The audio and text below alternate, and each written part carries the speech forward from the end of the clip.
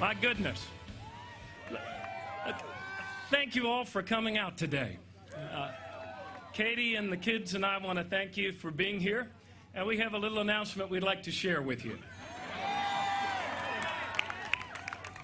I want to talk with you today about the American dream, about the American dream we share, its powerful history, its current condition, and its urgent need of rebuilding. Our nation was founded on two self-evident truths: that all of us are created equal, and that we are endowed by our Creator with certain rights to life, to liberty, and the pursuit of happiness. And with these words, the American dream began. No fine print, no expiration date.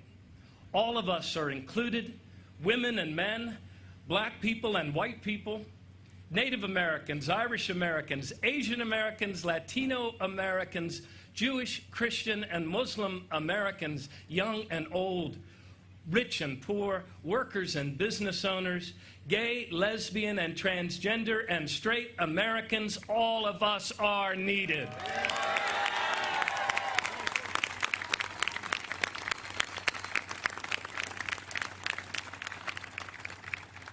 For in our idea of country, there is no such thing as a spare American. There is, however, a growing gap of injustice in our country today. It is the gap between the strong, just nation our children need for us to be and the nation we are in danger of becoming. For today, in America, 70% of us are earning the same or less than we were 12 years ago. And this is the first time that that has happened this side of World War II. Today in America, family-owned businesses and farms are struggling to compete with ever larger concentrations of corporate power. 50 years ago, the nation's largest employer was GM, and the average GM employee could send his kid to college on 2 weeks' wages. Today in America, with dreams of college and a decent paying job and a secure retirement slipping beyond the reach of so very many, the American dream seems for so many of us to be hanging by a thread. And yet, for America, there is always a yet. And the final thread that holds us just might be the strongest. It is the thread of generosity, compassion, and love that brings us together as one American people.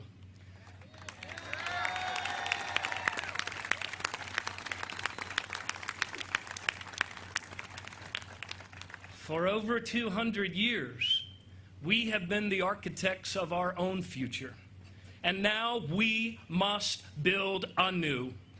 My father and mother, Tom and Barbara O'Malley, were born to the Great Depression, and they grew up to be part of that great generation of Americans that won the Second World War.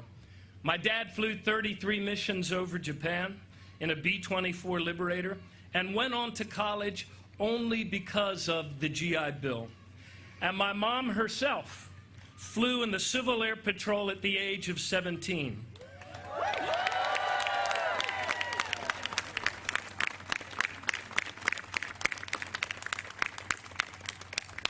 They raised their children, the 6 of us, to a secure middle-class future because of the sacrifices and the better choices of their generation.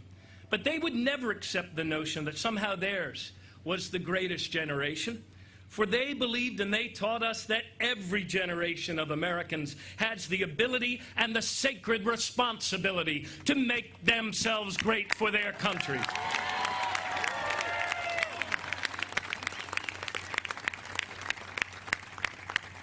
And so we must, and so we will, no matter the odds, no matter how tough the fight, no matter how big the challenge. And that is the urgent calling for us today, to rebuild the American dream now in our time.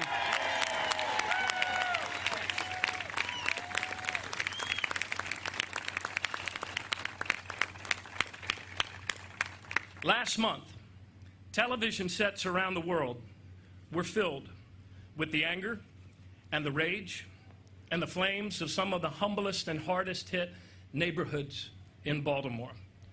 For all of us who have given so much of our energies to making our city a safer, fairer, and more prosperous place, that was a heartbreaking night for all of us. For us, Baltimore is our country, and our country is Baltimore. And there is something to be learned from that night. There is something to be offered to our country from those flames. For what took place here was not only about race, not only about policing in America, it was about everything it is supposed to mean to be an American.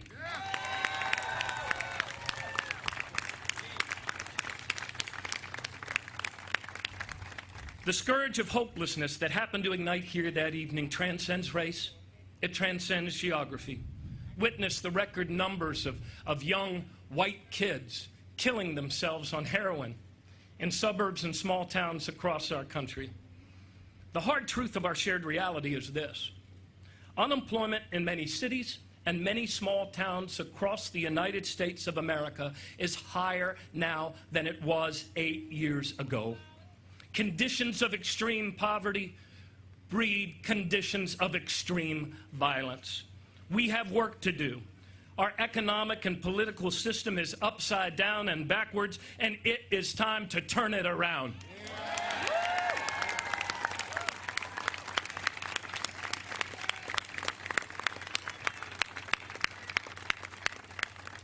Understanding precedes action. And we must understand that what happened to our economy, the damage done to the American dream we share, did not happen by chance, nor was it merely the result of global forces somehow beyond our reach. Powerful, wealthy special interests here at home have used our government to create in our own country an economy that is leaving a majority of our people behind, an economy that has so concentrated wealth and power in the hands of the very few that it has taken opportunity out of the homes of the many.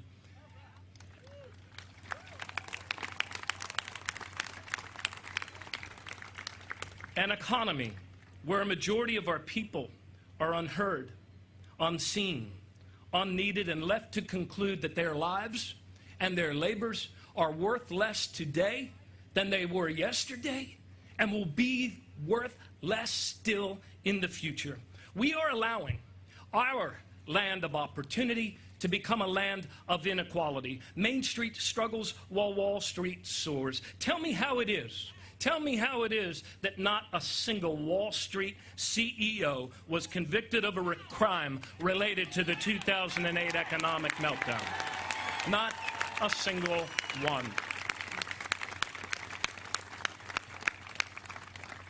Tell me how it is that you can get pulled over in this country for having a broken taillight, but if you wreck the nation's economy, you're absolutely untouchable.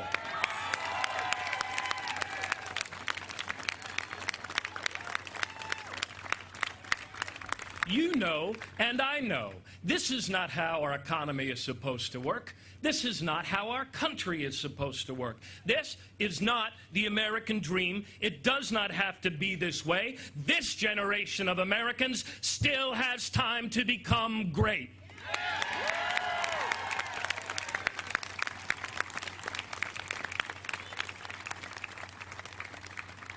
We have saved our country before, and we must save our country now, and we will do that by rebuilding the dream. As I look out here today over this original land of the free and the home of the brave, I see the faces of so very many who have helped so many people in the life of our city and the life of our state.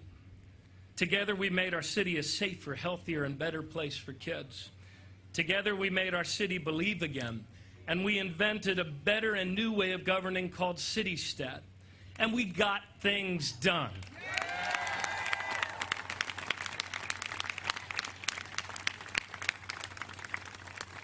Together we made our state's public schools the best in the nation. We made college more affordable for more families. Let's hear it from the teachers back there.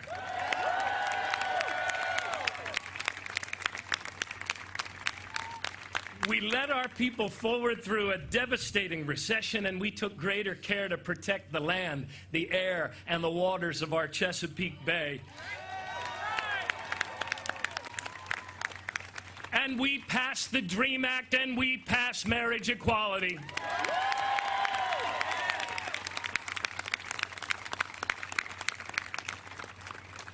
Together, we raised the minimum wage, and we maintained the highest median income of any state in the nation. We achieved top rankings in innovation, entrepreneurship, and women and minority business ownership and participation.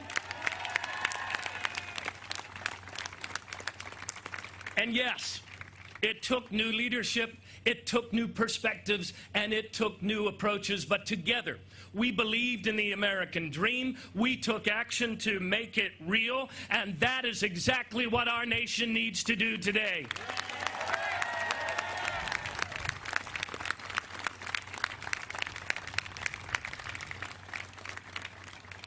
You see, our economy isn't money.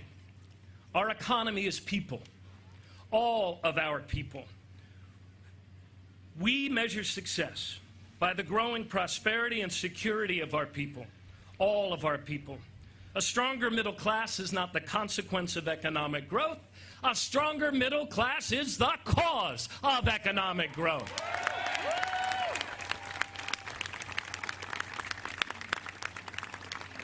And together as one people, we must build an American economy that works again for all of us.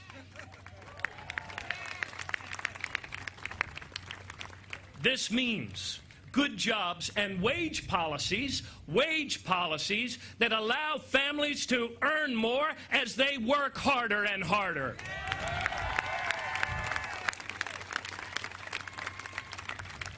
And that means a higher minimum wage, that means overtime pay for overtime work, and that means making it easier rather than harder for workers to organize and bargain collectively for better wages.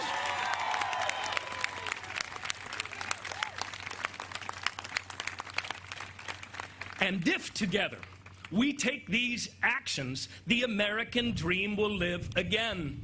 Climate change is real. And it also happens to be the greatest business opportunity to come to our country for 100 years. So we must create an American jobs agenda for America's renewable energy future.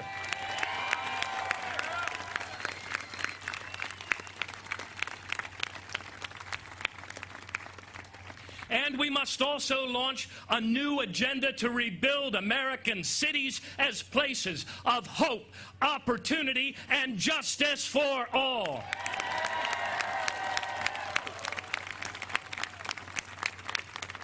And if we take these actions, the dream will live again. For the sake of our country's security, our country's well-being, and our country's economic growth, we must also bring 11 million of our neighbors out of the shadows by passing comprehensive immigration reform.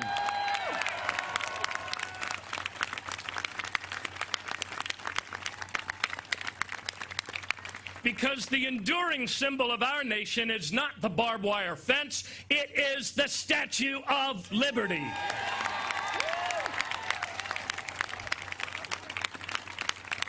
Yes, yes, yes. We are a nation of immigrants. We are a compassionate and generous people, and if we act according to our principles and the better angels of our nature, if we return, in other words, to our true selves, the dream will live again. Make no mistake about it. Our ability to lead the world, our ability to be safe in the world, depends on the strength of the American dream here at home. The challenges we face in this world today are not the challenges that we faced in the 1990s. So together, We must construct a new national security strategy and build new alliances that are forward-seeing and forward-acting.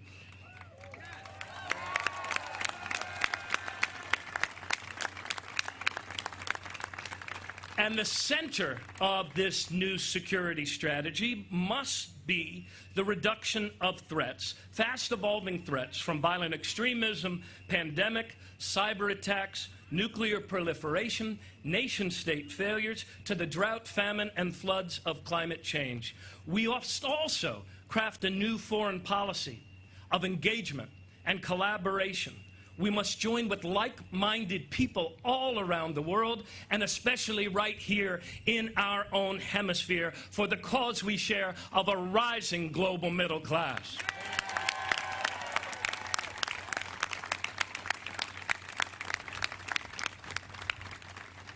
And we must put our national interests first. We must put America first. And we cannot and will not rebuild the American dream here at home, though, by catering to the voices of the privileged and the powerful.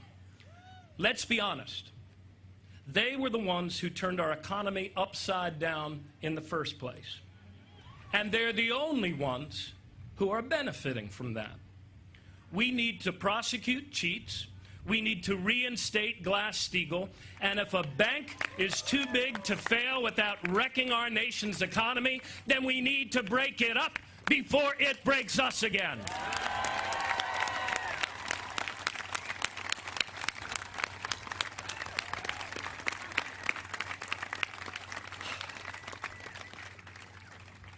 True story. Goldman Sachs. Goldman Sachs is one of the biggest repeat investment banks in America. Recently, the CEO of Goldman Sachs let his employees know that he'd be just fine with either Bush or Clinton. I bet he would. Well, I've got news for the bullies of Wall Street. The presidency is not a crown to be passed back and forth by you between two royal families. It is a sacred trust to be earned from the American people and exercised on behalf of the people of these United States.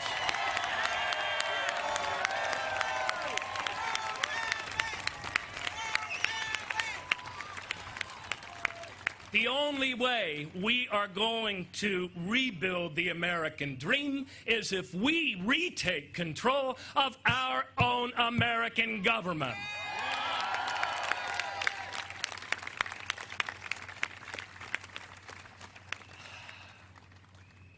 The poet laureate of the American dream, Bruce Springsteen,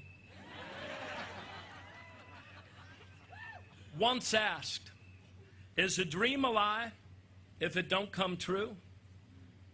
Or is it something worse?" Whether the American dream becomes a lie or becomes an ongoing truth that our children can enjoy, that our children can live, that our children can build upon, is really up to you and to me. It's up to all of us. It's not about Wall Street.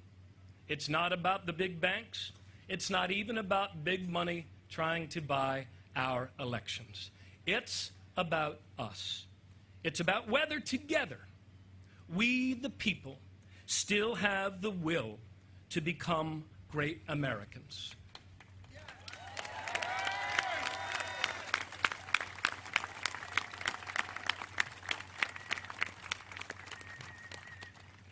I believe that we do, and my decision is made.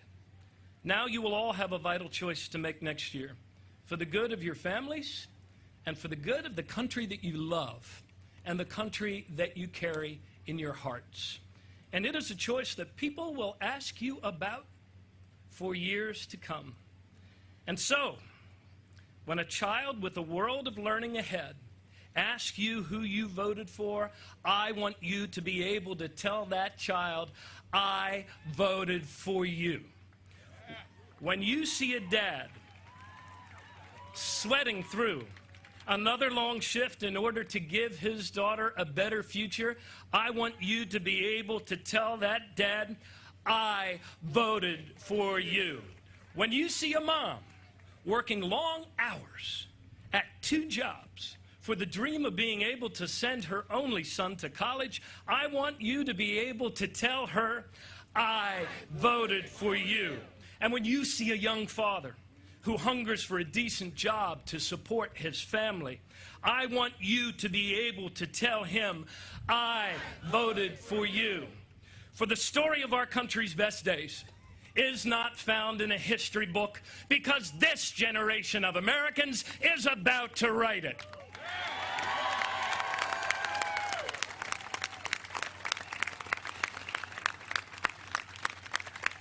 And that is why today, to you and to all who can hear my voice, I declare that I am a candidate for President of the United States, and I am running for you. May God bless you, and may God bless the United States of America. Thank you.